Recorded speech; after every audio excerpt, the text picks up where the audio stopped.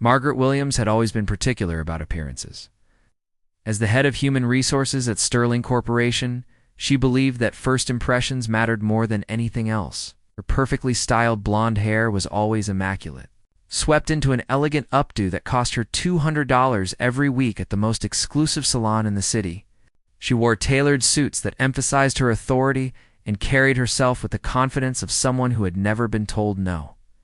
Every morning, Margaret arrived at the gleaming office building in her silver Mercedes, expecting the world to bend to her will. She had climbed the corporate ladder through a combination of sharp intelligence and ruthless ambition, leaving a trail of dismissed employees and broken spirits behind her. Her reputation for being demanding was well known throughout the company, but what most people didn't realize was how cruel she could be to those she considered beneath her station. Robert Martinez had worked as a security guard at Sterling Corporation for 15 years. He was a quiet man in his late 50s, with graying hair and a thick, well-groomed mustache that he took great pride in. Every morning, he would carefully trim and wax his mustache, styling it in the classic handlebar fashion. That reminded him of his grandfather, who had been a police officer in the old country.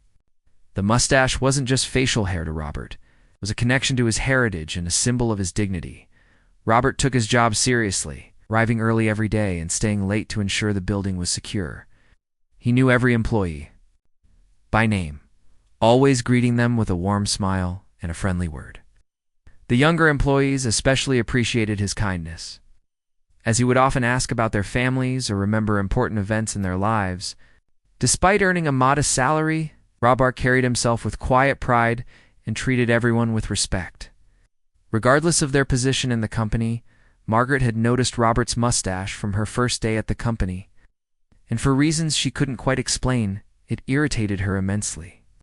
Perhaps it was because it represented something authentic, in a world where she had learned to manipulate and control everything around her.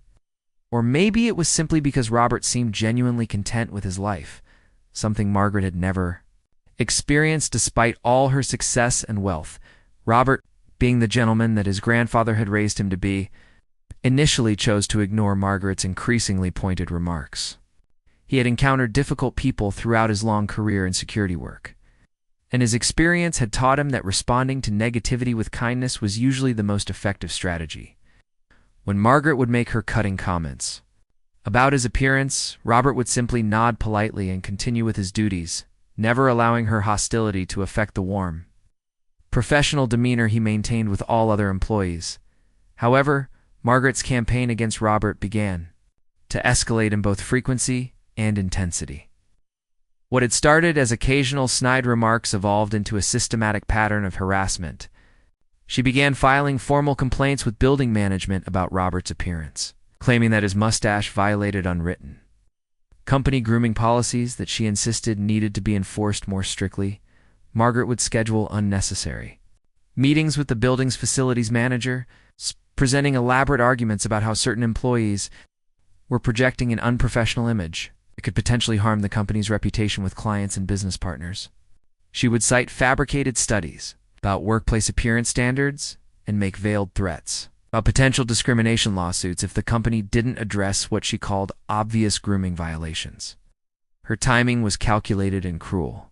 Margaret would deliberately plan her arrivals at the office to coincide with Robert's morning security rounds, positioning herself to make loud, performative comments about how certain staff members needed to update their appearance for the modern business environment.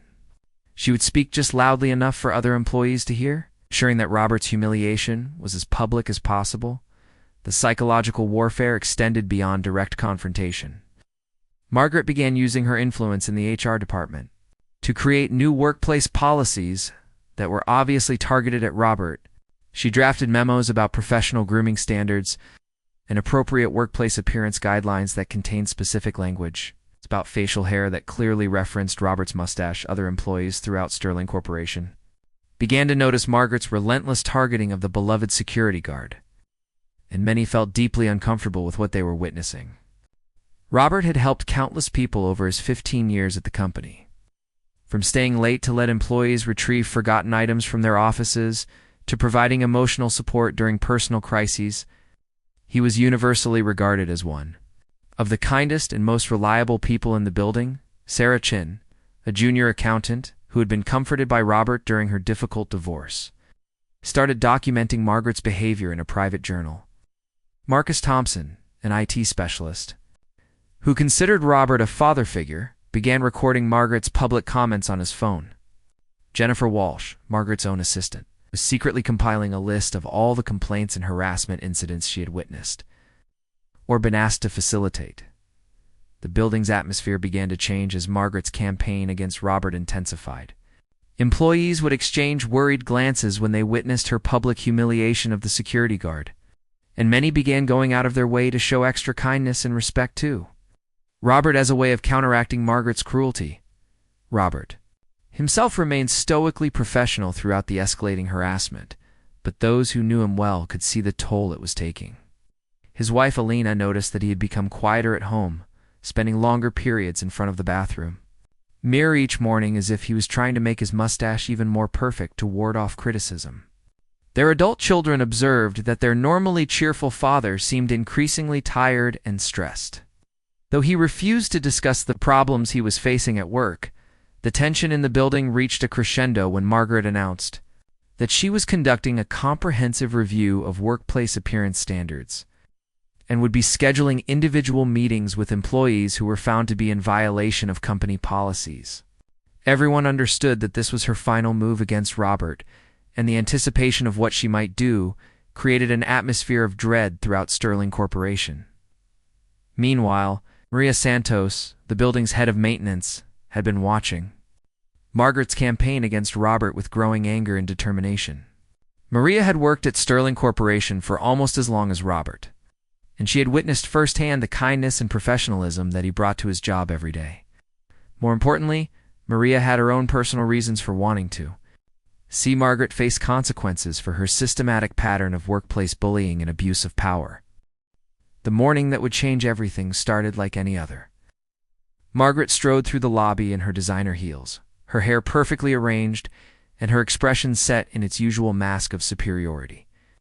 She had spent the weekend at a corporate retreat where she had been praised for her efficiency in streamlining operations, which had boosted her already inflated ego to dangerous levels. Robert was at his post, reviewing the morning security reports when Margaret approached. She had been building up to this confrontation for weeks, and today felt like the perfect opportunity to establish her dominance once and for all. She had convinced herself that making an example of Robert would send a clear message to all the other employees about who was really in charge. "Robert," she said, her voice dripping with false sweetness, I think it's time we had a serious conversation about your appearance. That ridiculous mustache of yours is completely inappropriate for a professional environment. Robert looked up from his paperwork, surprised by the directness of her attack. He had been hoping that her complaints would eventually die down, but it was clear that Margaret had no intention of letting this go. Several employees in the lobby turned to watch the interaction, sensing that something significant was about to happen.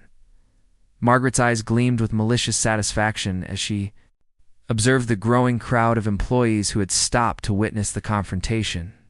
This was exactly what she had wanted: a public forum where she could demonstrate her power and authority, while simultaneously destroying Robert's dignity in front of his colleagues and friends. She reached into her expensive leather handbag and withdrew a small pair of professional hair scissors that she had purchased specifically for this moment. The scissors were sharp, precise, and designed for cutting hair, not for any legitimate business purpose. Margaret had spent considerable time planning this confrontation down to the smallest detail, including the weapon she would use to humiliate Robert.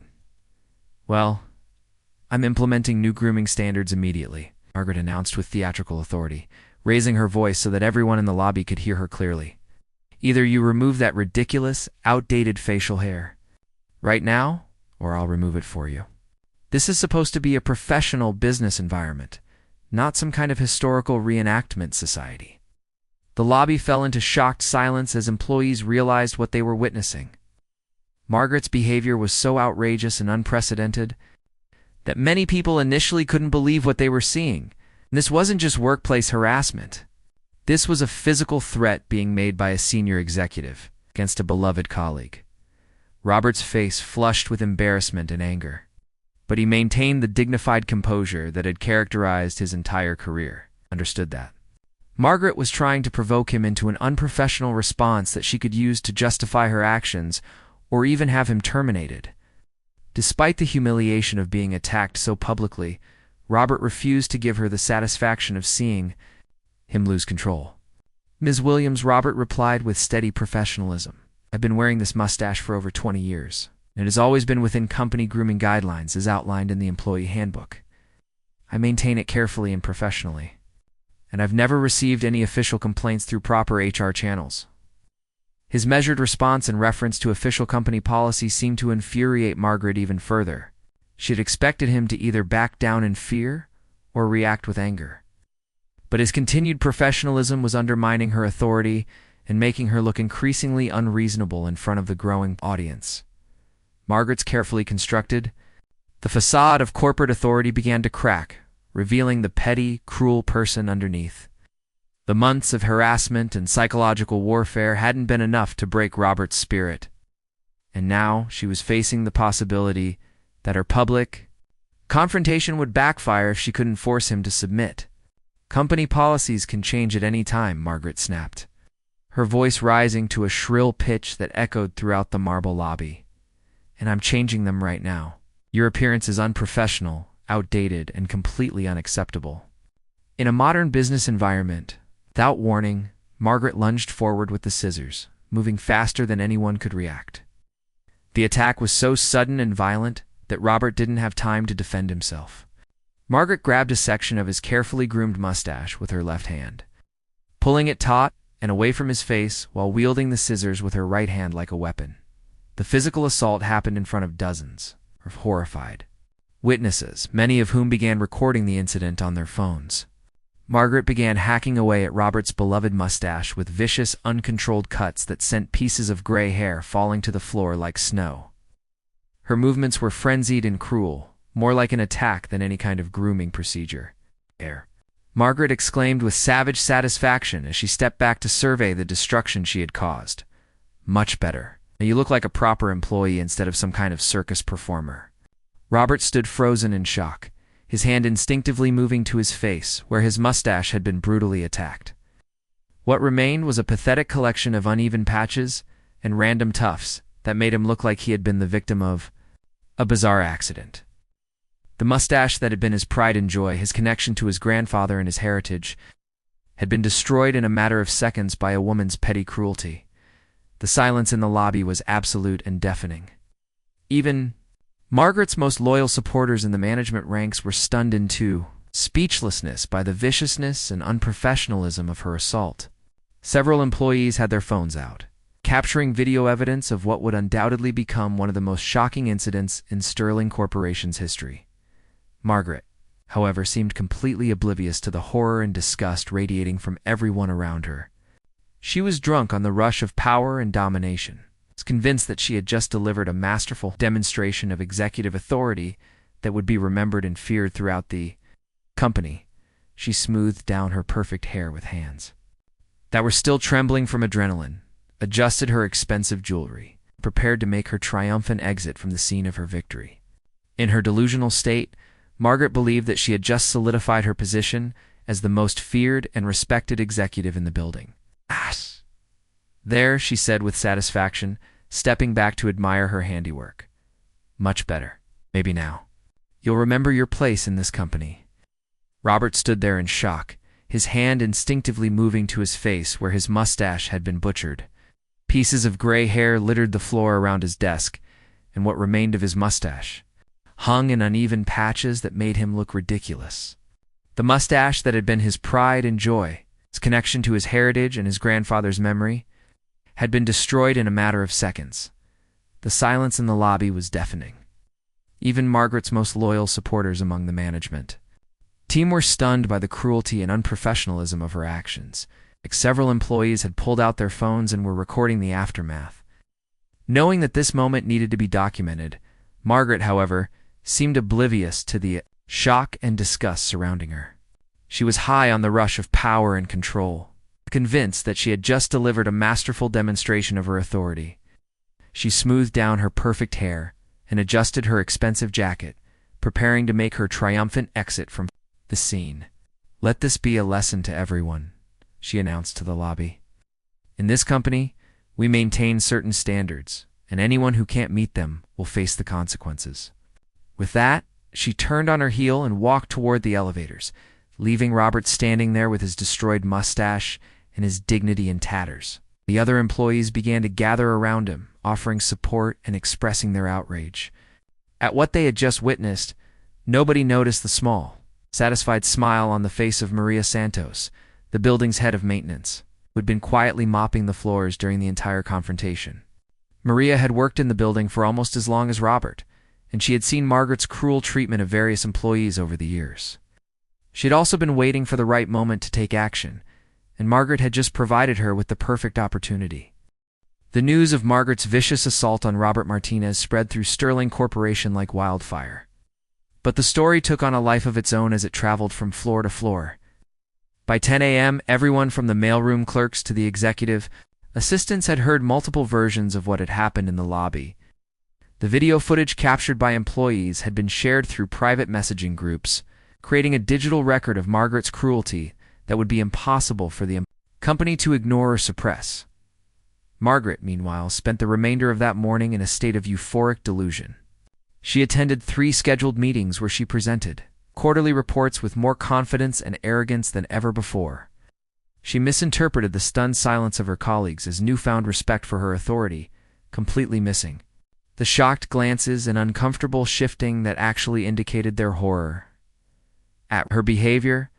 During her 11 a.m. meeting with the finance department, Margaret noticed that people seemed unusually attentive when she spoke, hanging on her every word with what appeared to be fascination.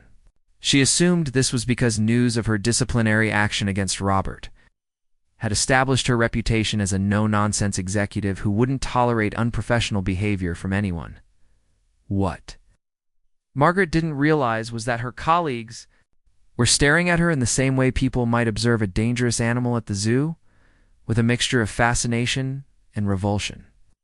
Trying to understand how someone could behave so cruelly without apparent remorse or self-awareness, Robert had somehow managed to finish his morning shift despite the trauma and humiliation he had endured.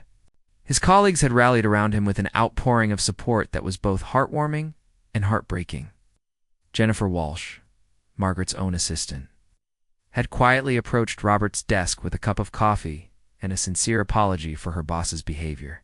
Marcus Thompson from IT had offered to drive Robert to a barber shop during his lunch break. Sarah Chen from accounting had simply squeezed his shoulder and whispered, "We all love you, Robert. Don't let her take that away from you." But perhaps the most significant response came from Maria Santos, the building's head of maintenance. Maria had been mopping floors near the security desk during Margaret's attack, and she had witnessed every moment of the assault with growing rage. As the custodial staff's supervisor, Maria had access to every floor, every room, and every system in the Sterling Corporation building. She knew the building's infrastructure better than anyone else, and she had been quietly planning her response to Margaret's cruelty for months. Maria had her own personal history with Margaret's vindictive behavior. 3 years earlier, Margaret had targeted Maria's nephew, Carlos, who had been working part-time in the IT department while putting himself through college. Carlos had been a model employee, punctual, hardworking, and well-liked by his colleagues. But Margaret had identified him as a threat to her authority, perhaps because his intelligence and ambition reminded her of her own younger self. Margaret had systematically destroyed Carlos's reputation through a series of manufactured incidents and false accusations. She claimed that office supplies had gone missing from areas where Carlos had been working, suggested that he had been accessing computer systems beyond his authorization level, and eventually built a case for his termination based on completely fabricated evidence. The destruction of Carlos's career had been devastating for the entire Santos family. Carlos had been forced to drop out of college when he couldn't find another job to support his studies. His reputation in the IT industry had been permanently damaged by Margaret's lies, and he had eventually been forced to move across the country. To find work in a different field entirely, Maria had been waiting 3 years for the right opportunity to seek justice for her nephew and for all the other employees who had suffered under Margaret's cruel reign. Robert's public humiliation had provided her with the perfect catalyst for action, and she intended to make sure that Margaret experienced the same kind of powerless humiliation that she had inflicted on so many others. That evening, as Margaret celebrated what she saw as her triumph at an expensive downtown restaurant, Maria was implementing the first phase of her carefully planned revenge. Using her master keys and intimate knowledge of the building's systems, Maria gained access to the 17th floor, which was supposedly under renovation, but was actually being used as a storage area for building maintenance supplies. Maria had spent weeks researching the chemical properties of various cleaning compounds and industrial materials, consulting with her cousin Isabella, who worked as a professional hairstylist and had extensive knowledge of how different chemicals interacted with hair care products. Together, they had identified a combination of substances that, when properly deployed, would create a reaction similar to what had been done to Robert's mustache.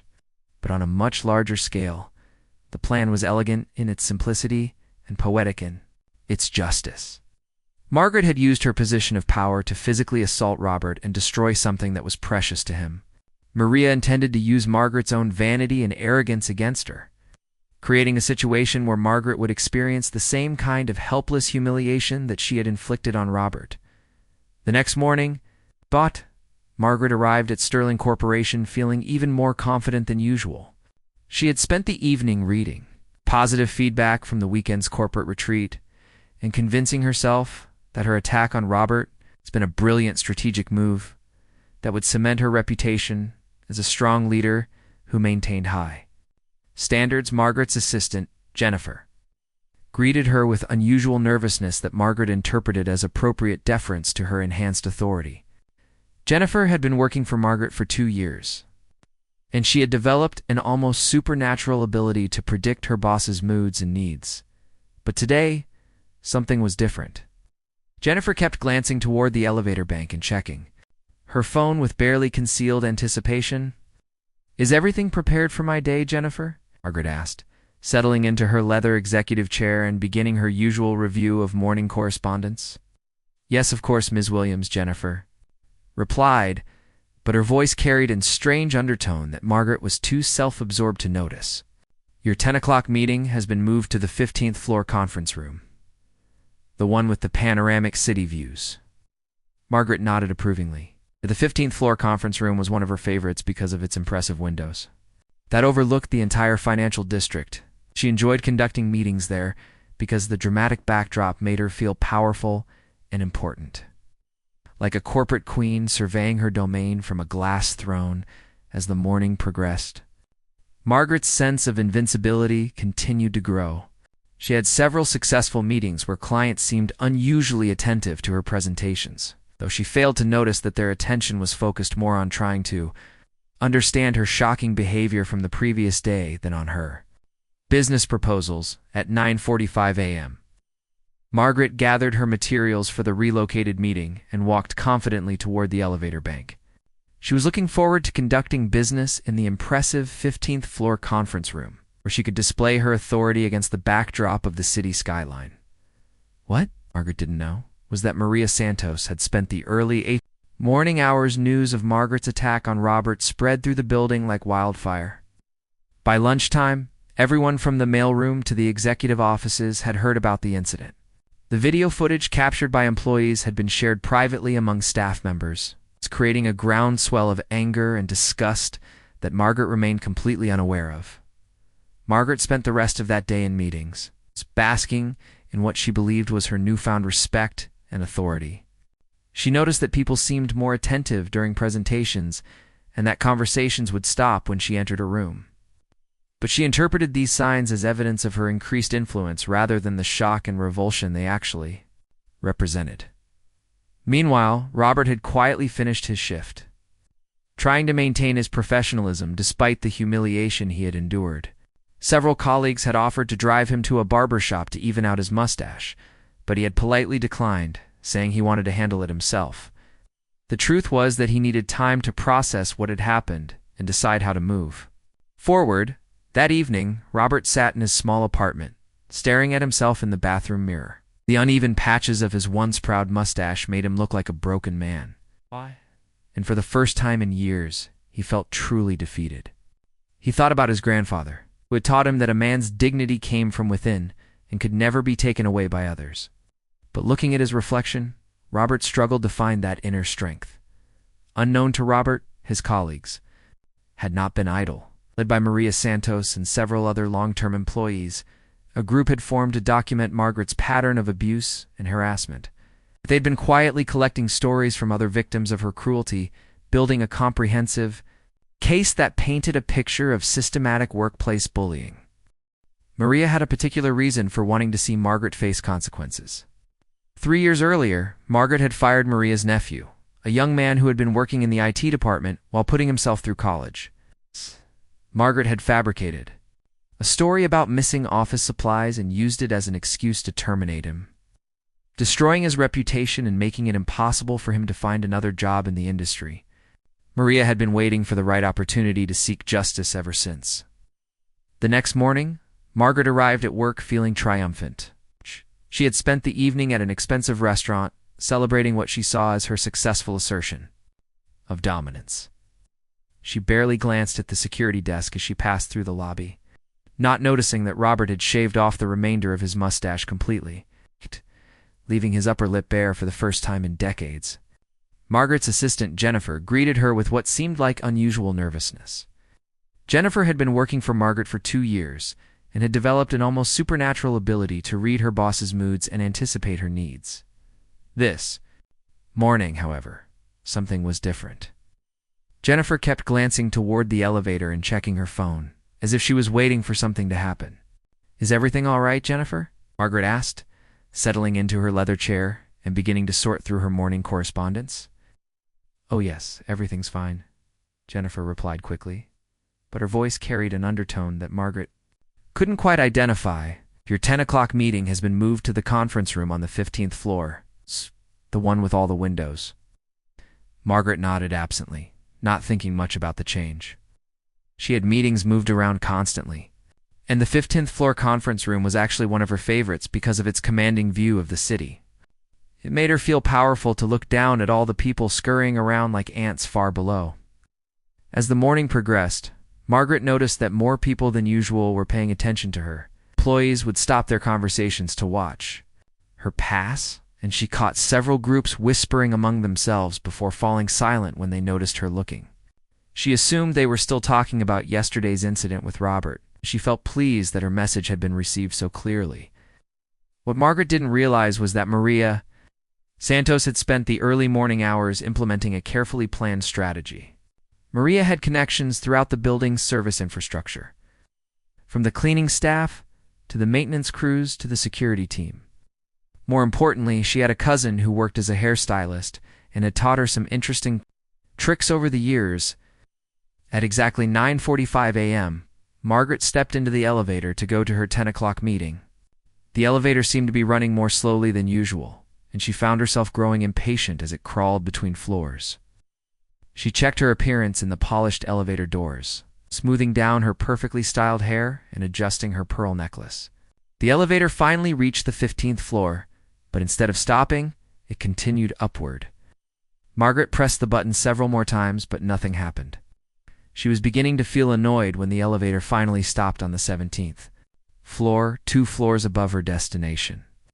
The doors opened to reveal what appeared to be a maintenance area she had never seen before. "Excuse me, Margaret?" called out as she stepped into the unfamiliar hallway. "This elevator seems to be malfunctioning. I need to get to the 15th floor immediately." The hallway was dimly lit and appeared to be under renovation. Drop cloths covered the floors, and there were ladders and paint cans scattered around.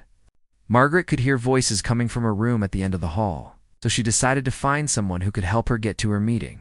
As she walked toward the voices, her expensive heels clicked loudly on the uncovered portions of the floor. She was growing more irritated by the minute, already composing the angry email she would send to building maintenance about the elevator malfunction and the unprofessional appearance of this floor. "Hello?" she called out as she approached the open doorway. I need assistance immediately. Inside the room, she found Maria Santos and two other women she didn't recognize. Wearing the uniforms of the building's cleaning staff, they looked up as she entered, and Margaret noticed they had been working on what appeared to be ventilation equipment near the ceiling. "Oh, Ms. Williams," Maria said with apparent surprise, though her eyes held a strange glint. "What brings you up here? This floor is supposed to be off-limits during renovations. The elevator malfunctioned and brought me to the wrong floor," Margaret replied curtly. "I need you to call someone to fix it immediately. I have an important meeting." Maria exchanged glances with her companions, and Margaret noticed they all seemed to be suppressing smiles. "Of course, let me just finish up here first. We're testing the new air circulation system, and we need to make sure everything is working properly." Before Margaret could object, Maria climbed back up the ladder and began adjusting something near a large ventilation vent. Margaret tapped her foot impatiently, checking her watch repeatedly. She was going to be late for her meeting, and she hated being late almost as much as she hated being ignored by people she considered her social inferiors. "Could you please hurry up?" Margaret demanded, her voice rising to the shrill pitch that all Sterling Corporation employees had learned to dread. "Some of us have real responsibilities and important work to accomplish. I don't have time to waste." "On your maintenance issues," Maria paused on the ladder, looking down at Margaret with an expression of mock concern. "I completely understand your urgency, Ms. Williams. This will just take one more moment. We're testing a new filtration system that's designed to improve air quality throughout the building." What Maria didn't mention was that the filtration system she was about to activate was actually a carefully engineered revenge mechanism that would deliver a very specific type of justice to the woman standing directly below her. "Almost finished," Maria called down, her hand hovering over a concealed release mechanism that she had installed earlier that morning. "I just need to test the dispersal pattern one more time." Margaret was growing more agitated by the second, her carefully controlled facade beginning to crack under the pressure of being kept waiting by people she considered far beneath her social status. She began pacing in small circles beneath the vent, unknowingly positioning herself in the exact center of Maria's target zone. "This is absolutely ridiculous," Margaret fumed, pulling out her phone to check the time once again. "I'm going to report all of you for creating unsafe working conditions and causing delays for senior executives." At that moment, Maria activated the release mechanism. There was a soft, hissing sound from the vent above Margaret's head, followed by what appeared to be a mechanical malfunction that caused a fine white powder to cascade down from the ceiling.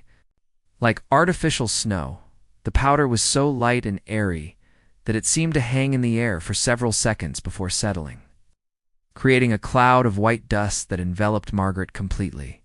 The substance coated everything within a 6-foot radius: Margaret's expensive suit, her carefully applied makeup, and most importantly, her elaborately styled hair. "What is this?"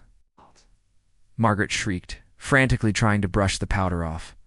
Her clothing, while more, continued to fall from above. "What did you just do to me?" The powder seemed to stick to every surface it touched, clinging to Margaret's hair with an almost magnetic attraction. Within seconds, her perfect blonde updo had been transformed into a white, dusty mess that looked like she had been caught in a flower explosion.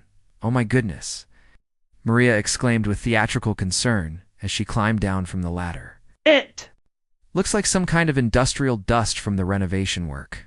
It must have been trapped in the old ventilation system for months. You should probably wash that off immediately before it causes any skin irritation." Margaret was in a state of complete panic, running her hands through her hair and trying desperately to remove the white substance that seemed to be adhering more strongly the more she touched it. The powder had reacted with her expensive hair products exactly as Maria had planned, creating a sticky, possible-to-remove coating that was becoming more problematic with each passing second. "Where's the nearest bathroom?" Margaret demanded, her voice cracking with hysteria as she realized that her appearance was completely ruined. "I need to clean this off immediately." "I'm so sorry, Ms. Williams," Maria replied with feigned sympathy, "but all the bathrooms on this floor are out of order due to the renovation work. The plumbing has been disconnected for the past 2 weeks while we upgrade the water systems." Margaret's panic was escalating rapidly as she realized the full extent of her predicament. Her once perfect appearance had been destroyed in a matter of seconds and she was trapped on a floor with no facilities to repair the damage. "There is a utility sink around the corner," Maria offered helpfully, pointing toward a small maintenance room at the end of the hallway. "It's not very elegant, but it should provide enough water for you to rinse off the worst of the dust." Margaret practically ran toward the utility sink, her expensive heels slipping on the plastic drop cloths as she struggled to maintain her balance while fighting off complete panic. In the small, cracked mirror above the utilitarian sink, she could see that the white powder had not only coated her hair, but had also reacted with her makeup to create streaky, uneven patches across her face. She turned on the water with shaking hands and began desperately trying to rinse the powder out of her hair. But instead of washing away cleanly as she expected, the powder seemed to activate when it came into contact with water, transforming into a gummy paste-like substance that made her hair even more tangled and unmanageable. The more water Margaret used, the worse the situation became. The powder was reacting chemically with her expensive hair products, creating a sticky, cemental-like compound that seemed to bind her hair into impossible knots. What had started as a dusty coating was now becoming a solid mass that resisted all her attempts at removal. "This isn't coming out," Margaret wailed, her voice echoing off the concrete walls of the small utility room. "What was that stuff? What kind of industrial dust creates this kind of reaction?" Maria appeared in the doorway of the utility room, still maintaining her expression of innocent concern while internally savoring every moment of Margaret's distress. This was exactly the kind of helpless panic that Margaret had inflicted on Robert and countless other employees over the years. "I'm really not sure what that powder was," Maria said with convincing bewilderment. "It could have been anything from drywall dust to old insulation material. These older buildings sometimes have all kinds of substances trapped in their ventilation systems."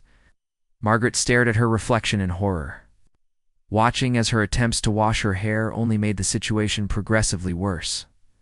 The water was turning the white powder into a gray, lumpy paste that was hardening as it dried, creating what looked like concrete chunks throughout her once beautiful hair.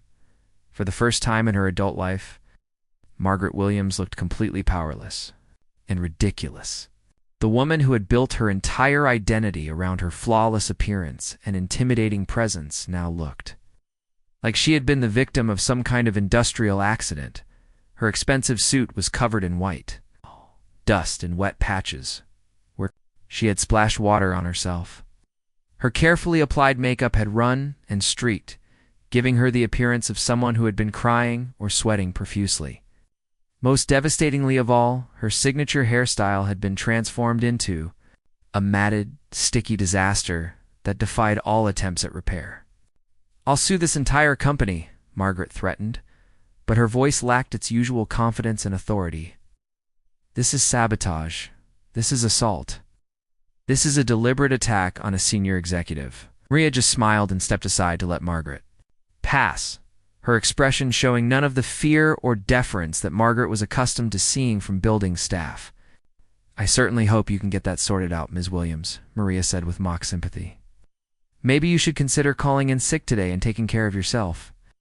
Sometimes these kinds of accidents require professional attention to fix properly." As Margaret stumbled toward the elevator, she could hear quiet laughter echoing from the renovation room behind her. Margaret's journey back to her office was a gauntlet of humiliation that seemed to stretch endlessly through the corridors of Sterling Corporation. The elevator, which had mysteriously malfunctioned to bring her to the 17th floor, now seemed to be working perfectly, stopping at every single floor on its descent, as if programmed to maximize her exposure to as many colleagues as possible.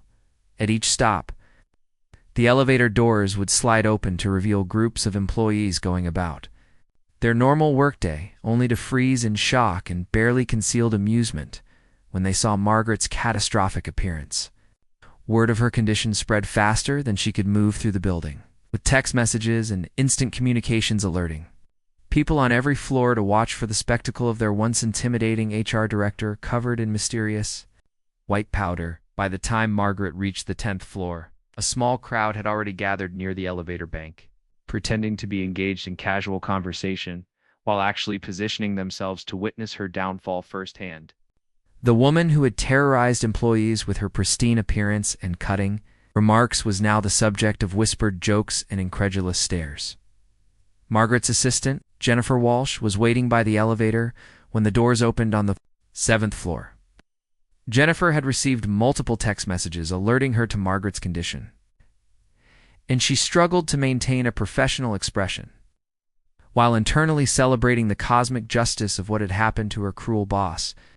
"Ms. Williams," Jennifer said with carefully controlled professionalism, "your 10 o'clock meeting has been postponed indefinitely. Should I reschedule for later this week?" The question was loaded with implications. Jennifer knew, as did everyone else in the building, that Margaret would not be conducting any meetings in her current condition. The woman who had built her career on intimidation and superior appearance was now completely powerless to function in her professional role. Margaret didn't respond to Jennifer's question. She pushed past her assistant and rushed toward her private office, leaving a trail of white powder in her wake. Her hands were shaking as she fumbled with her office key, and she nearly collapsed with relief when she finally managed to lock herself inside her sanctuary. The executive bathroom attached to Margaret's office had always been her private domain, a place where she could maintain her appearance and prepare for the psychological warfare that characterized her leadership style. Now it became a laboratory for desperate damage control as she assessed the full extent of the catastrophe that had befallen her. What Margaret saw in the large, well-lit mirror made her stomach drop to her feet. The white powder had not just coated her hair, it had fundamentally altered the structure of her elaborate updo. The chemical reaction with her expensive styling products had created a substance that looked like hardened cement mixed with cotton candy. Her hair, which had been her crown of power and authority, now resembled a bird's nest that had been caught in a snowstorm. Margaret spent the next 2 hours in her bathroom, trying every conceivable method to salvage her appearance. She used hand soap, dish soap from her office kitchenette, and even resorted to scrubbing with paper towels soaked in various cleaning solutions. But nothing worked. If anything, her increasingly desperate efforts only made the situation worse, causing her hair to become more tangled and the chemical coating to spread to previously unaffected areas. The irony of her situation was not lost on the building's employees, who had spent years suffering under Margaret's cruel reign of terror. The video of her attack on Robert's mustache was being shared more widely now, and the contrast between her arrogant behavior in that footage and her current helpless state was creating a sense of poetic justice throughout Sterling Corporation. Robert himself learned about Margaret's predicament when Sarah, Jen from accounting, sought him out during his lunch break to share the news. At first, Robert felt a complex mixture of emotions: satisfaction at seeing karma delivered so swiftly, sympathy for anyone suffering public humiliation, and uncertainty about how he should respond to his tormentor's downfall. "Heard what happened?" "To Ms. Williams," Sarah said quietly, glancing around to make sure they wouldn't be overheard. "Everyone's saying it's like cosmic justice for what she did to you yesterday." Robert nodded thoughtfully, his hand unconsciously moving to his upper lip, where his beloved mustache had been so cruelly destroyed.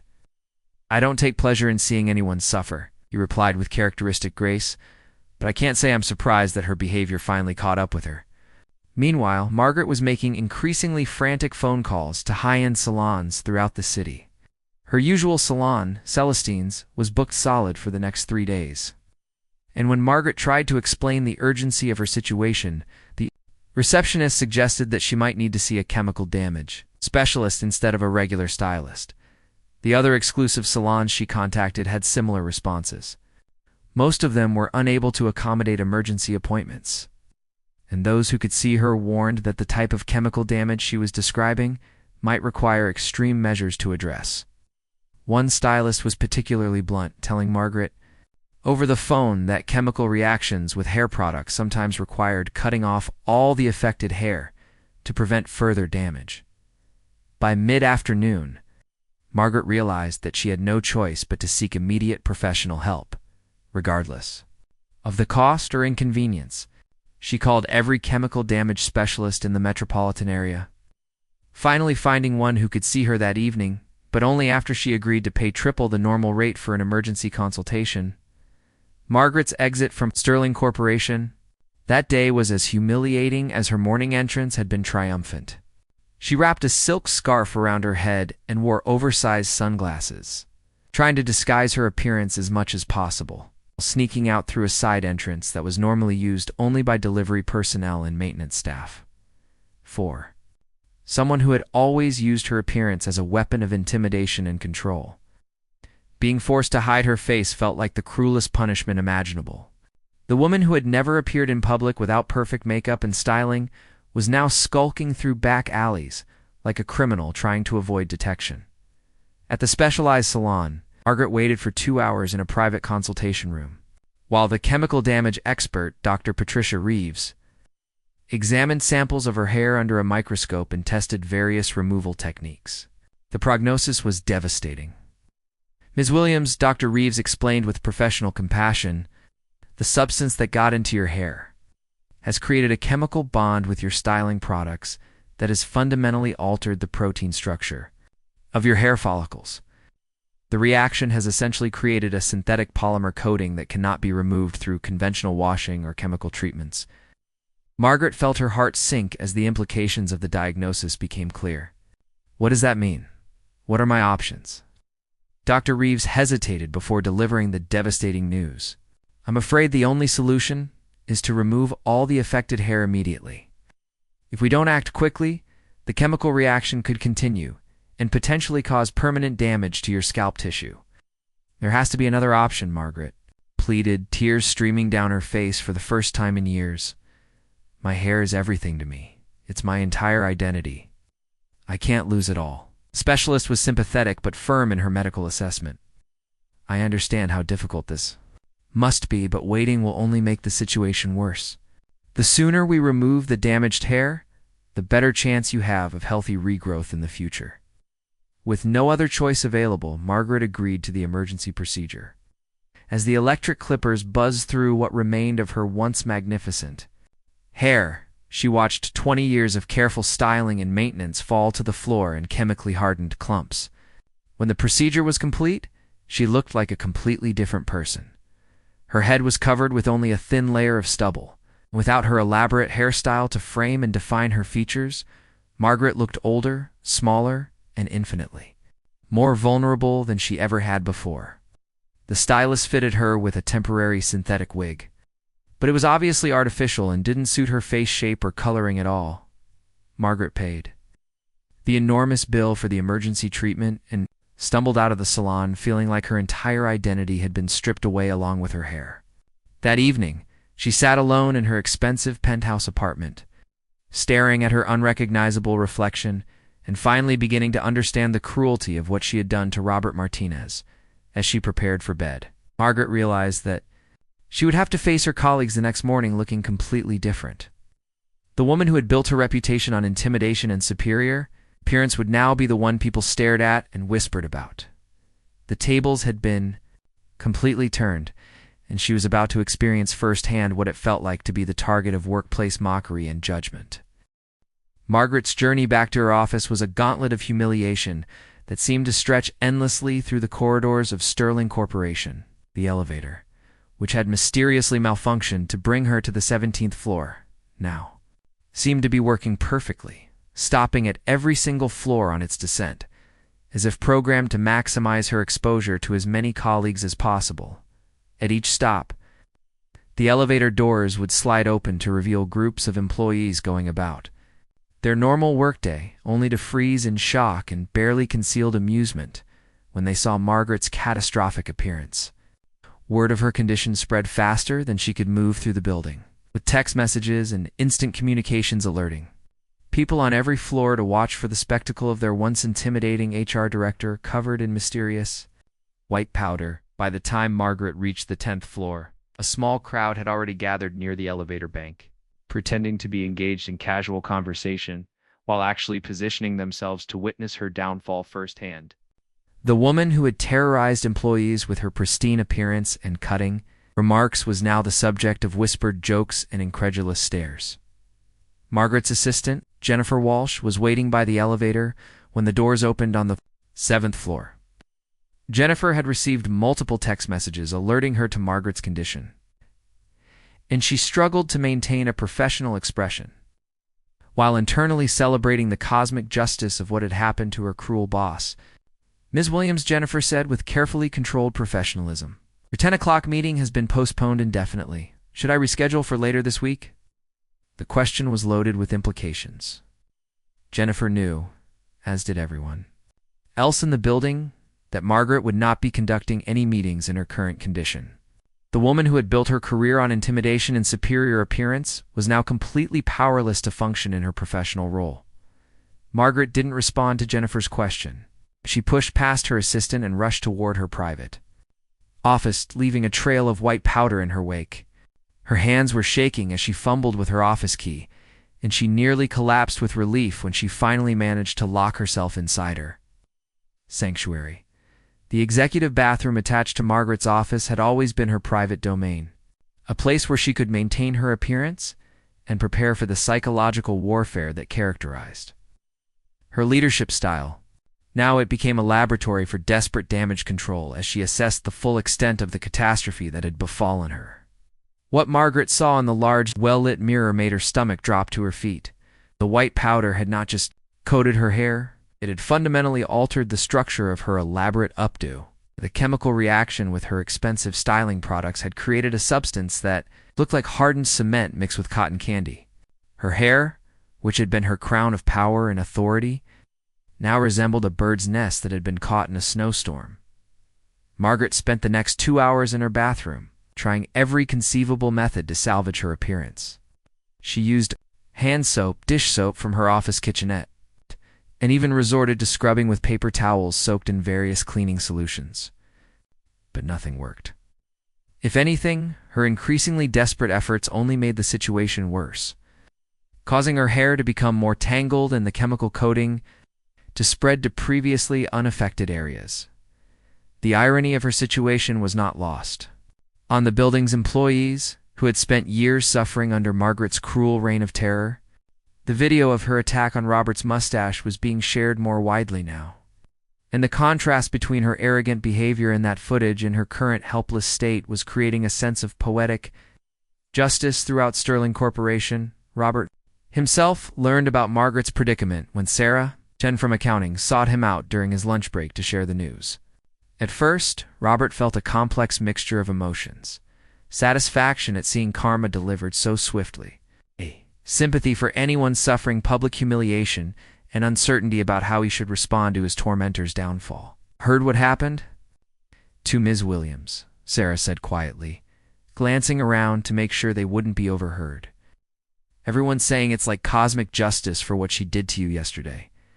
Robert nodded thoughtfully, his hand unconsciously moving to his upper lip, where his beloved mustache had been so cruelly destroyed. I don't take pleasure in seeing anyone suffer, he replied with characteristic grace, but I can't say I'm surprised that her behavior finally caught up with her. Meanwhile, Margaret was making increasingly frantic phone calls to high-end salons throughout the city. Her usual salon, Celestine's, was booked solid for the next 3 days.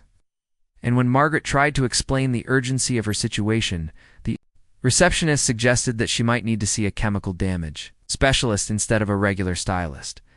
The other exclusive salons she contacted had similar responses. Most of them were unable to accommodate emergency appointments, and those who could see her warned that the type of chemical damage she was describing might require extreme measures to address. One stylist was particularly blunt, telling Margaret over the phone that chemical reactions with hair products sometimes required cutting off all the affected hair to prevent further damage. By mid-afternoon, Margaret realized that she had no choice but to seek immediate professional help, regardless of the cost or inconvenience. She called every chemical damage specialist in the metropolitan area, finally finding one who could see her that evening, but only after she agreed to pay triple the normal rate for an emergency consultation. Margaret's exit from Sterling Corporation that day was as humiliating as her morning entrance had been triumphant.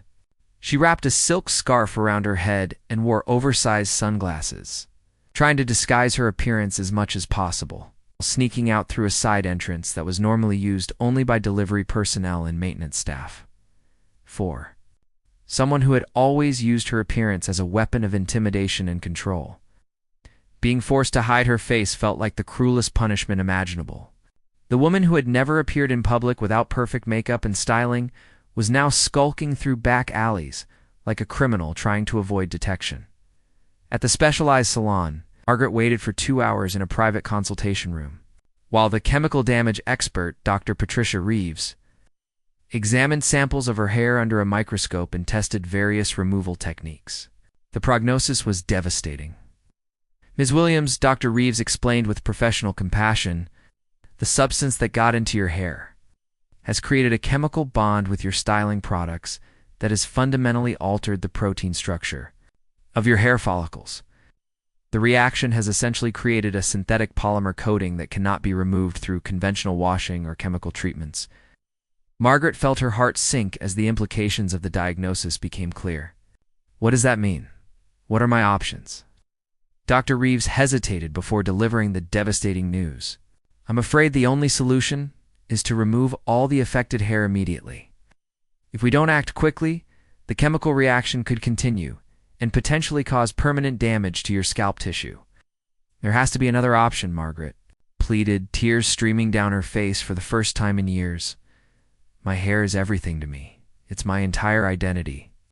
I can't lose it all. The specialist was sympathetic but firm in her medical assessment. I understand how difficult this must be, but waiting will only make the situation worse. The sooner we remove the damaged hair, the better chance you have of healthy regrowth in the future. With no other choice available, Margaret agreed to the emergency procedure. As the electric clippers buzzed through what remained of her once magnificent hair, she watched 20 years of careful styling and maintenance fall to the floor in chemically hardened clumps. When the procedure was complete, she looked like a completely different person. Her head was covered with only a thin layer of stubble. Without her elaborate hairstyle to frame and define her features, Margaret looked older, smaller, and infinitely more vulnerable than she ever had before. The stylist fitted her with a temporary synthetic wig, but it was obviously artificial and didn't suit her face shape or coloring at all. Margaret paid the enormous bill for the emergency treatment and stumbled out of the salon feeling like her entire identity had been stripped away along with her hair. That evening, she sat alone in her expensive penthouse apartment, staring at her unrecognizable reflection and finally beginning to understand the cruelty of what she had done to Robert Martinez. As she prepared for bed, Margaret realized that she would have to face her colleagues the next morning looking completely different. The woman who had built her reputation on intimidation and superior appearance would now be the one people stared at and whispered about. The tables had been completely turned, and she was about to experience firsthand what it felt like to be the target of workplace mockery and judgment. The next morning marked the beginning of what would become the most humbling period of Margaret Williams' adult life. She stood in her penthouse bathroom for nearly 2 hours, struggling with the cheap synthetic wig that had been hastily fitted to her shaved head the previous evening. No matter how she positioned it, adjusted it, or tried to secure it with bobby pins and hair clips, the wig looked obviously fake and sat at awkward angles that made her appear ridiculous rather than professional. Margaret had always taken immense pride in her morning routine, spending an hour each day creating the perfect hairstyle that served as her crown of corporate authority. Now she felt like an imposter preparing for a masquerade party, trying to disguise herself as the powerful executive she had once been. The wig was not only poorly fitted but also completely wrong for her face shape and coloring. It was a different texture than her natural hair had been, with an unnatural shine that screamed artificial under any kind of lighting. The color was close but not quite right, and the style was a generic cut that bore no resemblance to the elaborate updos that had been her signature look. When Margaret finally arrived at Sterling Corporation, the morning lobby scene was eerily similar to the one that had occurred 3 days earlier, when she had attacked Robert's mustache. But this time, she was the one walking the gauntlet of stares and whispered comments. The lobby fell into the same shocked silence. But now the expressions on her colleagues' faces showed a mixture of amazement, schadenfreude, and barely concealed amusement. The cheap wig had shifted during her car ride, sitting at a slight angle. That made Margaret look like she was wearing a costume from a low-budget theater production. Every step she took seemed to make the wig more precarious, and she found herself constantly reaching up to adjust it, which only drew more attention to its artificial nature.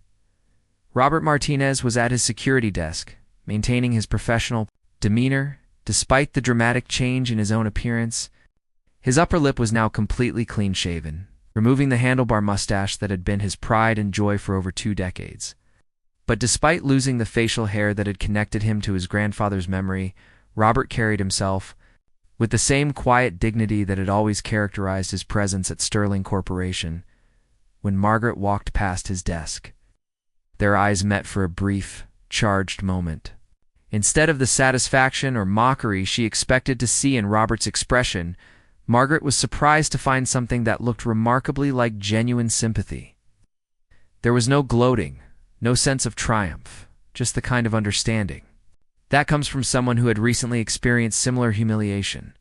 Margaret's first meeting of the day was a disaster. The conference room full of department heads struggled to maintain their composure as they tried not to stare at her. Obviously fake hair. The wig was not only poorly fitted, but also kept shifting position throughout the meeting, requiring Margaret to constantly adjust it while trying to maintain some semblance of professional authority. Her colleagues had difficulty focusing on the business at hand because they were so distracted by the dramatic change in Margaret's appearance. Some were clearly fighting back laughter, while others seemed genuinely uncomfortable witnessing the downfall of someone who had once seemed so invincible. The meeting that should have taken an hour stretched to nearly 2 hours as Margaret stared at the scarves in complete disbelief, overwhelmed by the profound kindness of the gesture. Here was a man whom she had publicly humiliated, whose dignity she had stripped away in front of dozens of colleagues. And he was offering her comfort and practical help in her moment of greatest vulnerability. The contrast between his generosity and her own cruelty hit her like a physical blow to her chest. "I don't understand," Margaret whispered, her voice breaking as tears began to stream down her cheeks. "Why are you helping me? After everything I did to you, after how I treated you in front of everyone, why would you show me any kindness?" Robert was quiet for a long moment, choosing his words with the same careful consideration he brought to every aspect of his life.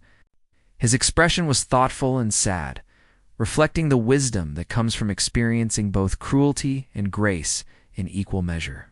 Because holding on to anger and seeking revenge only creates more pain for everyone involved, Robert replied with gentle firmness. "My grandfather taught me that a man's true strength comes from lifting others up, not from tearing them down.